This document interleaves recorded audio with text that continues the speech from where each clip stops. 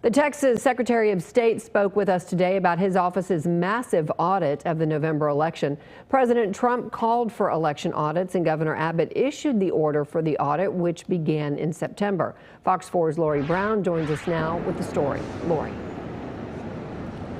Heather, the Texas Secretary of State was here in Fort Worth today for an annual convention of elections administrators. The Fort Worth attorney, who at one time filed a lawsuit challenging the presidential election results, said his goal is for people to trust the process. We want to bring confidence back into the system. Texas Secretary of State John Scott, a Fort Worth attorney appointed by Governor Greg Abbott in October, is overseeing what is believed to be the largest elections audit of its kind. The audit is closely examining the voter rolls and ballots cast in the state's two largest Democratic counties, Dallas and Harris, and the two largest Republican counties, Collin and Tarrant, although Tarrant County went to Biden in 2020 by a very slim margin.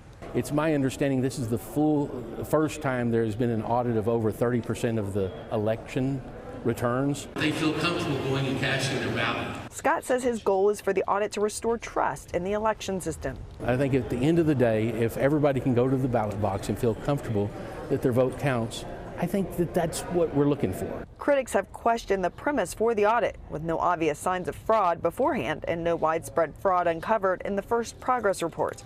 Before he was appointed Secretary of State, Scott represented President Trump in a lawsuit challenging the 2020 election results in Pennsylvania. Did that sort of contribute to people not trusting the system? I don't think so. I think that's what our courts are for. That's completely different than somebody storming the Capitol, right? That's our system.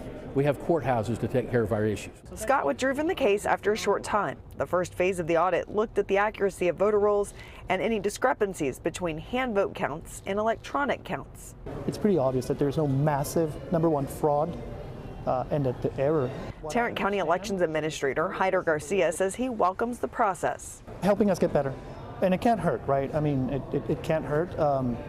I tell people this is some kind of medical exam. You don't have to enjoy it, but maybe you need it just to know exactly if you have a clean bill of health or not.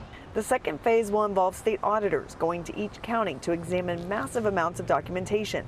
Collin County Elections Supervisor Bruce Sherbet says so far the audit has confirmed the process works. It's important because democracy depends on voters participating. And if you have voters that have lost faith in a process, then the chances are you lose voters.